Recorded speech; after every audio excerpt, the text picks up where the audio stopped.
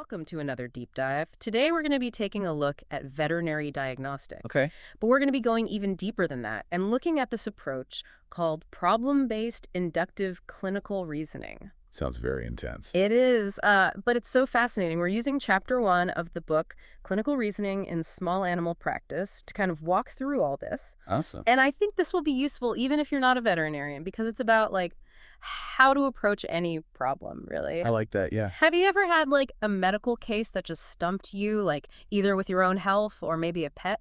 Oh, all the time. Yeah. I feel like that's very common. The book actually starts with that, and it got me thinking, why are those cases so hard sometimes? Well, I think part of it is just, there's missing information, or we just don't have the right clues, or maybe we're misinterpreting them. Yeah, you think it's one thing, but it's actually something totally different. Exactly, yeah. Yeah. And I think the book brings up a really interesting point about how we think. That sometimes how our brains work can trip us up. Okay, like what? So pattern recognition, right? It's Yeah. super helpful, especially for, people who've been doing this for a long time. Yeah. But sometimes you see a pattern and you immediately jump to, oh, I've seen this a million times. I know exactly what this is. And then you're wrong. Exactly. Yeah. And so the book uses this example of a pot-bellied terrier, Oh, yeah. right? A lot of vets will immediately think, oh, it's probably Cushing's. Right. But what if it's something else? Right. So our brains like to take these shortcuts, but it doesn't always lead us to the right answer. Yeah, so we need something else besides just pattern recognition. Exactly. Yeah. And that's where this whole idea of problem-based inductive clinical reasoning comes in.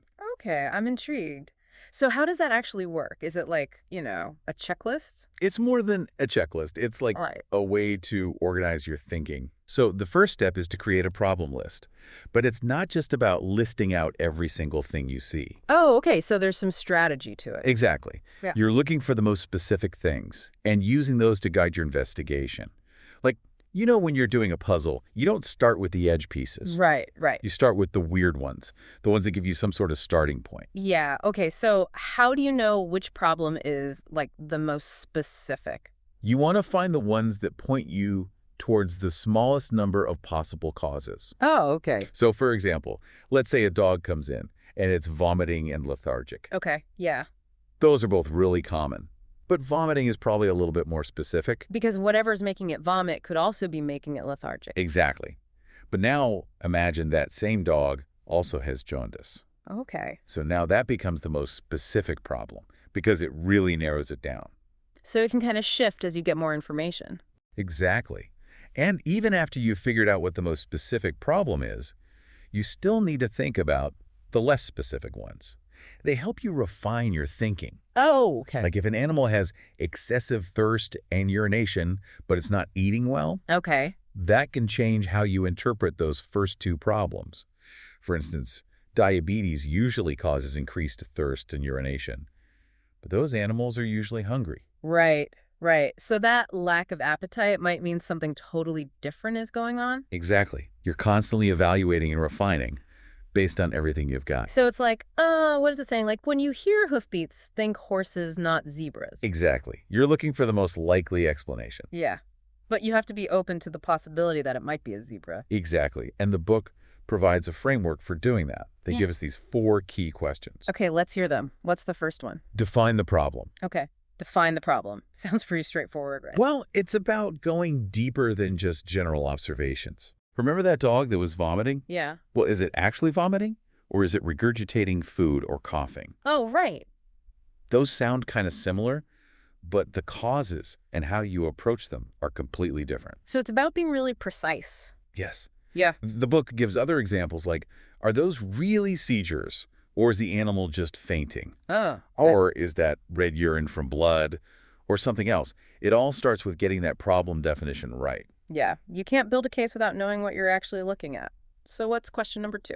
Refine the problem. You're diving into the specific. Okay, can you give me, an example? Sure. So, if an animal is losing weight, is it because it's not eating? Or is it losing weight even though it's eating normally? Oh, okay. Yeah. Or if it collapses, did it actually lose consciousness? So those little details can really change things. Right. And the book really stresses how important that is. Getting that problem definition and refinement right can save so much time and even be life-saving. Because you're not doing all these unnecessary tests. Exactly. All right, ready for number 3. Hit me with it. Define and refine the system. You're figuring out what body system is involved and how. So, like, is it the heart, the lungs, the kidneys? Exactly. This is where you have to know how the body works. Oh, okay. So, going back to that example of vomiting, Yeah. we know the GI system is involved, but is the problem actually in the gut? Or is it in, like, the liver or the kidneys and just making the animal vomit? Oh, okay. That's a big difference. Huge. And how you approach it is completely Which different. I see what you mean, yeah. If it's something wrong with the gut itself, you might do an x-ray, but if it's the liver, you might need to do blood work. Exactly. Wow, so many things to consider. Yeah. Huh? Like, is a cough coming from the heart or the lungs? Right. Or is that jaundice because of something before, in, or after the liver? Each scenario is approached differently. It's like one of those flowcharts in a medical drama. Yeah. Okay, so we've defined the problem, refined it, figured out which system, and now what? Okay, what's next? Define the location. So you know which system, but now you need to figure out where in that system the problem is. Okay, so like if we think the vomiting is because of something in the stomach, now we need to figure out where in the stomach. Yes. And that might mean asking really specific questions, paying close attention to the physical exam, or choosing the right tests. So you're really zooming in. Exactly. Okay. Like with weakness in the back legs. Is Yeah. it the spinal cord, the Yeah. nerves, the muscles, or even the brain? Oh my gosh. So many possibilities. Yeah, wow. Or blood in the urine? Is it coming from the urethra, prostate, bladder, kidneys? Totally different approaches for each one. This is pretty intense. It's like being a detective. It is. It's putting all the pieces together. And the book says you don't even think about this, define the location question, until you've gone through those first steps. Right, because you need to narrow things down first. Exactly. It's all about being systematic. I'm already thinking about how this applies to my own life. I think it does. You know, like when I'm trying to solve a problem, I just kind of jump around. I don't really have a plan. Right. We all do that. Yeah. But this approach really helps you be more efficient, especially with complex stuff. So how do we take all this and apply it to like non-medical stuff?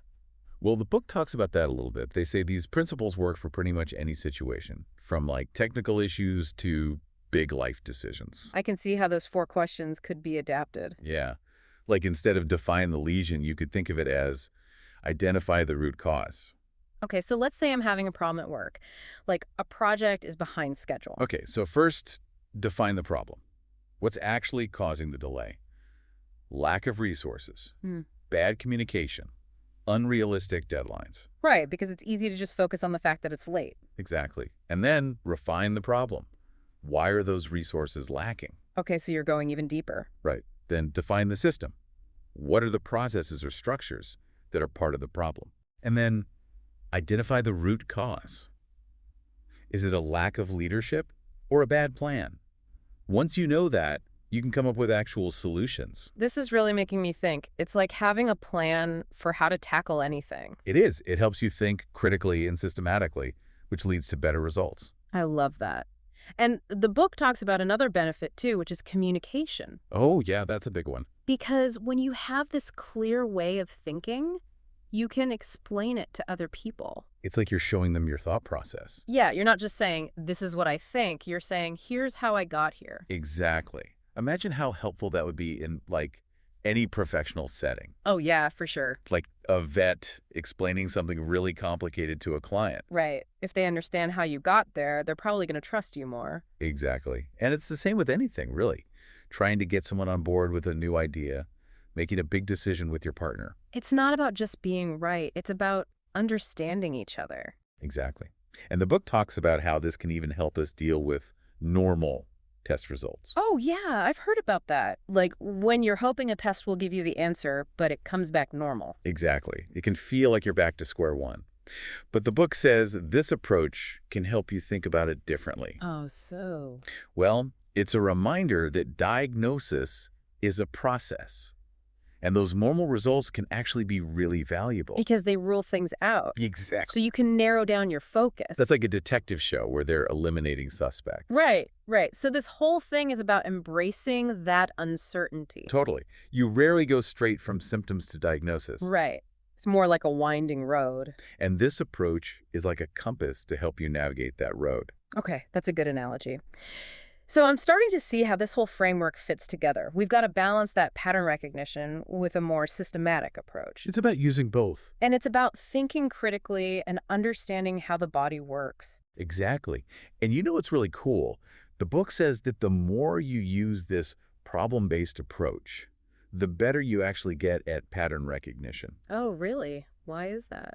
Because you're learning so much about why certain patterns lead to certain conditions. It's like you're building this deeper understanding of how things connect. So like learning the rules of a game so you can play it better. Exactly. And the book goes on to talk about some strategies for how to actually use this approach in real-life situations. Okay, I'm ready for more. And the book has this great analogy about learning to drive. Oh, I like that. Right, like when you're first learning, you're thinking about everything, the mirrors, the signals, the speed. Yeah, it's a lot. Yeah, and it feels so awkward and clunky. Totally. But then as you practice, it all becomes automatic. You're not even thinking about it anymore. You're just driving. Exactly. And they call that unconscious competence. You've reached that level where you can do these complex things without thinking about every little step. So they're saying the same thing happens with like diagnosing medical problems. Exactly. The more you use this problem-based framework, the more it just becomes how you think. You don't even have to go through the steps. You just do it. Yeah, it becomes more intuitive. But I'm sure there are still those cases that really make you stop and think. Oh, definitely. And that's when having this framework to fall back on is so helpful. So you don't panic. It's like a safety net. Exactly. So now let's talk about the fifth key question. This one really brings everything together. Okay, I'm ready. Define the lesion. So you've narrowed down the system, you know the location, and now you need to figure out what's actually happening there. Okay, so like if we think there's something wrong with the stomach, now we need to figure out if it's an ulcer or a tumor or what. Exactly. We're trying to figure out the specific pathology, like what's happening at the cellular level. Wow, so we're getting really specific now. We are. And this is where knowing about different diseases comes in. And the book gives us this mnemonic, too, to help us think about the different categories. It's called DAM-NITV. DAM-NITV. I know, right? But it's actually pretty helpful. Okay, what does it stand for? So it stands for degenerative, anomalous, metabolic, neoplastic, nutritional, infectious, inflammatory, traumatic, toxic, and vascular. Oh, wow. That covers pretty much everything. Right. So it's like this mental checklist. Yeah. And which categories most likely depends on a lot of things, like the body system, the animal's breed and age, how the symptoms started and how they've progressed. Right. So it's putting all those clues together. Exactly. And once you have an idea about the type of lesion, then you can think about which tests to do to confirm it. So it all comes back to that systematic approach. Absolutely. And the book says you wouldn't even think about this define the lesion question until you've gone through all those other steps. It's like building a house. You can't put up the roof before the foundation. Exactly. Each step builds on the one before it.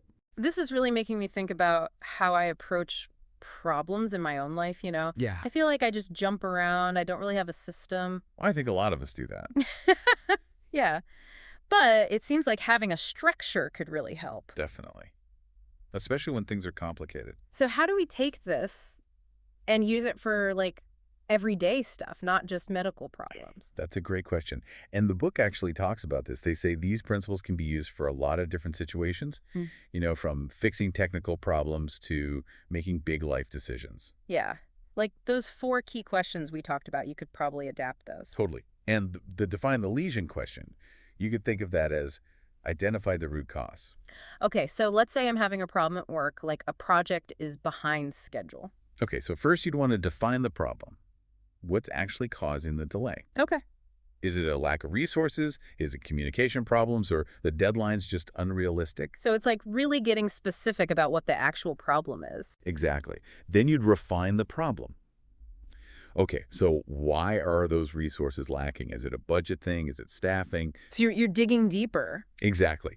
Then you define the system. So what are the processes or structures that are contributing to this? Okay. And then finally, you identify the root cause.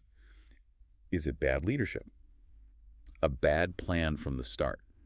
Once you know that, you can start to figure out solutions. That makes a lot of sense. It's like having a game plan for any problem. Exactly. Yeah. And it helps you be more efficient and effective Yeah, because you're thinking in this really organized way. I like that. And the book talks about another benefit too, which is communication. Oh, yeah, that's a big one. Because when you have this clear, structured way of thinking, you can explain it better to other people. It's like you're showing them your work. Exactly. Imagine how helpful that would be in, like, a professional setting. Oh, totally. Like if a vet is explaining a really complex diagnosis to a client, Mm, if they can really walk the client through their thought process, the client's more likely to trust them. absolutely. Because you're not just telling them what to do, you're explaining how you got there. Exactly.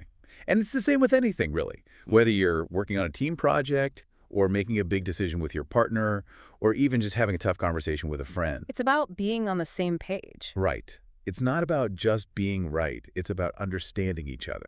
And the book talks about how this can even help with those normal test results. Oh, yeah, those can be frustrating. When you're really hoping a test will give you the answer, Yeah. but it comes back normal.